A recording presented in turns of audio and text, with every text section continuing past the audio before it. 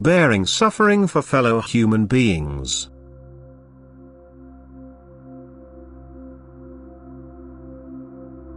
I will also give you an explanation as to whether you can bear suffering for your fellow man or whether every person must bear the burden himself which was assigned to him for the salvation of his soul. You humans must consider that your soul is supposed to mature fully during your earthly life, that all still immature substances should spiritualize themselves, which happens through love or suffering, for this dissolves the layers which still prevent the light of my love from radiating into the soul.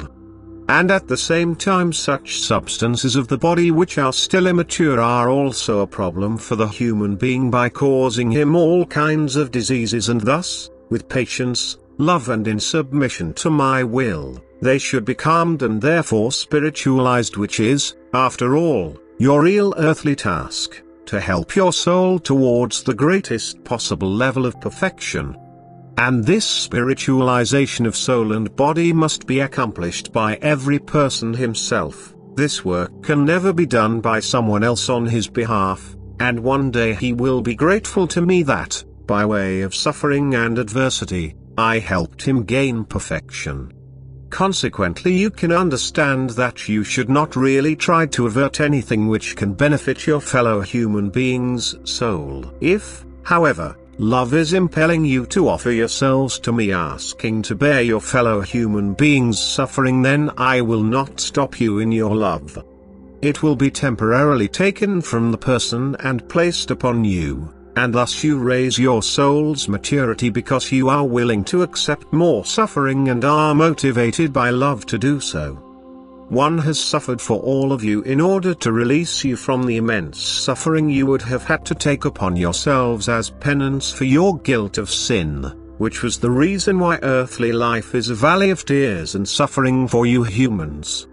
But now all you humans can turn to this one who will also take your suffering upon his shoulders and help you carry it, whose substituted atonement was accepted by me, and to whom you should go if your suffering weighs you down, and he will help you carry it or take it from you depending on what is best for you.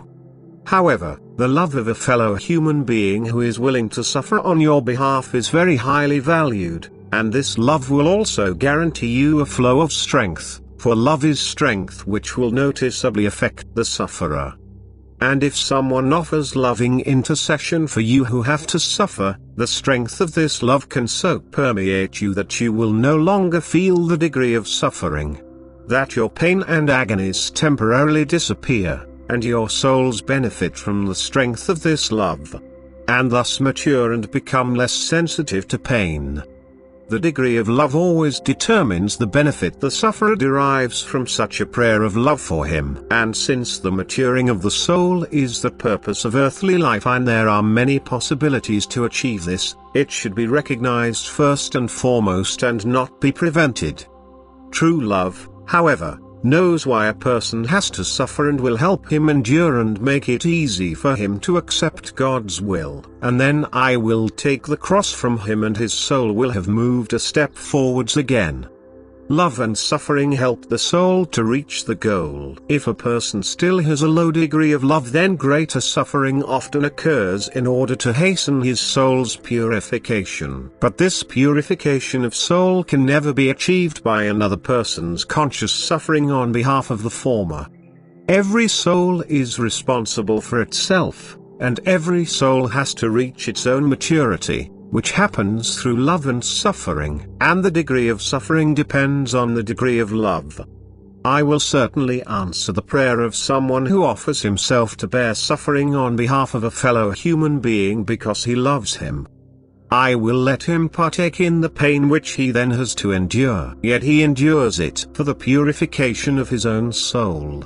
He indeed relieves the other person of the suffering for the sake of love, yet it serves him for his own perfection, whilst his fellow human being must likewise take care of himself and his psychological state of maturity, even if he is temporarily released from his suffering. No labor of love remains without result, yet where and how it takes effect remains my decision. who knows every person's state of maturity and whom I will always consider accordingly. And I give to every person what he is able to bear, and it is enough that he calls upon Jesus, the bearer of the cross, if he deems his burden too heavy for him. And as long as the human being lives on earth, he has the option to reach the goal of perfecting himself through love and suffering, through following Jesus. Amen.